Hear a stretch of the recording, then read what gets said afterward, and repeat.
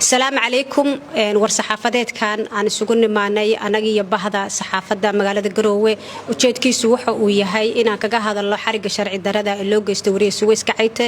taasoo u geysatay dawladda Puntland gaar ahaan ciidanka booliska Puntland oo ay ku handadeen gurigeedii kuna weerareen isla markaana si sharci darro ah ugu dhaadhiciyeen xabsiga weyn ee magaalada Garowe taas oo baalmarsan shuruucda iyo xeerarka dalka u yaala iyo dastuurka dawladda Puntland qof bilaa sharci lagu soo xiray oo aan la marin maxkamad isla markaana warqad waarana loo hayn ay wixii geeyeen xabsiga weyn ee magaalada Garowe dawladda Puntland waxaan ka codsanaynaa inay ilaaliso xuquuqda saxafiyiinta xuquuqda hadalka iyo waliba ilaalinta shuruucda dalka u yaala sharciga hadaysan dawladdu ilaalin cid kale oo ilaalinaysa malaha anaga wariyaasheedana waxa mas'uuliyad naga saaran tahay inaan dawladda iyo shacabkaba ku dul ilaalino sharciga waxa si xaq darro ah ugu xiran magaalada Garowe wariye Suweys Kacayte oo ah gabar isla markaana ay soo xirteen booliska oo si sharci darro ah oo aan waafaqsanayn dastuurkeena dalka u yaala ugu xiran magaalada Garowe isla markaana loogu xiray xabsiga weyn waa mahadsantiin bismillaahir rahmaanir rahiim aad baad u mahadsantiin shirkan kooban oo ay ku dhantahay warbaahinta ka howlgasha Puntland gaar ahaan gobolka Nugaal waxa halkan isugu nimi in codsiga ku biirino kana codsano dawladda Puntland iyo laamaha ammaanku xariga ay u geysteen wariye Suweys Jaamac Maxamuud oo ahayd gabar saxaafiyada in muddo ka howlgalaysa deegaanada Puntland iyadoo aan loo jarin waaran maxkamadeed iyadoo aan booliiska la ogeysin ama warqad ogolaansho inay soo qabtaan aysan qaadan si sharci darro in gurigeeda loogu weeraray waliba iyadoo qof dumar ah oo aan processka saxda ah ee dawladnimada iyo nidaamkii qawaaniinta la marsiin in jeelka weyn loogu dhaadhiciyay si afduuba camal marka waxaan ka codsanaynaa dawladda Puntland iyo dhammaan hay'adaha xuquuqul insaanka wariyaasha in si isku mid ah loo garab istaago gabadhaas maadaama ay tahay qof dumara maadaama ay tahay gabar wariye maadaama aan lagu xirin sifo sharciya oo si sharciga baalmarsan ay dawladdu maartay ay xabsiyeynteeda ay u martay waxaan codkayga ku biirinaynaa inagoo ka codsanayna madaxweynaha Puntland madaxweyne ku-xigeenka Puntland laamaha ammaanka siiba booliiska oo gacanta ku dhigay inay gabadhaas xorriyadeeda ay dib u siiyaan haddii ay dawladdu qawaaniin ama wax cad ay ku haystaan oo ay leeyihiin waxyaabahaas aan ku haysanaana ay caddeeyaan waxa lagu haysto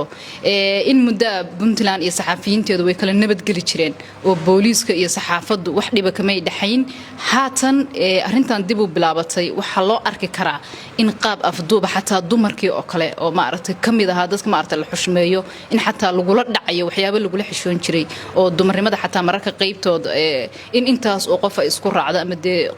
systemku oo qayb kamid xataa ka xumaan waayo in gabadhaas xabsi weyn loo dhaadhiciyo marka waxaan leenahay dhammaan saxaafada Puntland iyaduna haysgarab istaagto ehelkeedina waxaan leenahay Suweys waa soo baxaysa waa qof karti badan insha Allah shuruucda ay ku taagan tahay mar walba waxaan isleenahay marka wax walba khariban in dib laga saxo runtii waxaan halkan aanu ka cambaareynaa xariga sharci darrada loo geystay wariye Suweys Kacayte oo kamid ah wariyaasha Puntland marka la jabiyo sharcigii iyo dastuurkii ummadda ay ku kala nabadgelaysay oo dawladdii la rabay inay ilaaliso sharcigaas ay ku xadgudbayso salaaligeed waan cambaareynaa falkaasi waxaan ku baaqaynaa dawladdu inay sharciga dhowrto waxa ay hadda ay dawladdu ku haysato waxa weeyaan wax sharciga ka baxsan salaaligeed dawladdu waxaan ugu baaqaynaa mar labaad iyo mar saddexaad in sharciga iyo dastuurka iyo qawaaniinta waddanka u yaala ay ku soo laabato muxuu hayteen haddii Suweys ay dambi gashay dabcan wariyanimada dambi ma ahan waa adeeg bulsho in sharciga iyo nidaamka sida uu qorayo xeerarka iyo dastuurka dawladda Puntland kan Soomaaliyeed iyo kan caalamiga ah ay qorayaan in la raaco oo dawladdu ay ku soo laabato xindaabka sharciga muxuu hayteen wixii dambi loo haystana nidaamka sharciga la marsiyo waxaan halkan ku soo koobaynaa waan leenahay xorriyadda hadalka iyo tan warbaahintu waa xuquuq damaanad qaaday dastuurka mana ahan deeq la bixiyo oo qof kasta uu hakin karo marka saxafiyiinta lagu cabiriyo gudashada waajibaadkooda waxaa la cabirinayaa xaqa bulshada ay u leedahay inay hesho xog sax ah oo ka madax bannaan dawladda mar labaad iyo mar saddexaad codkayga waxaan ku adkeynaynaa wariyanimada dambi ma ahan waa waajibaad qaran iyo adeeg bulsho salaaligeed dawladda iyo hay'adaha ka shaqeeya xuquuqul insaanka iyo xorriyadda qowlka waxaan ku baaqaynaa in arintaasi wada jir ah loo farageliyo muxuu hayteen gabadhaas arinkeedana sida ugu dhaqsaha badan wax looga qabto mar labaad iyo mar saddexaadba madaxweynaha Puntland baa waddanka ugu sareeya waxaan ugu baaqaynaa ama ka codsanaynaa in xorriyadda gabadhaas wariyaha ahayd xorriyadeeda ay hesho waayadanna waxaan dareemaynaa dowladdu cagajuulayn inay u geysanayso wariyaasha qaar ka tirsan oo waxaasna soo gaarayay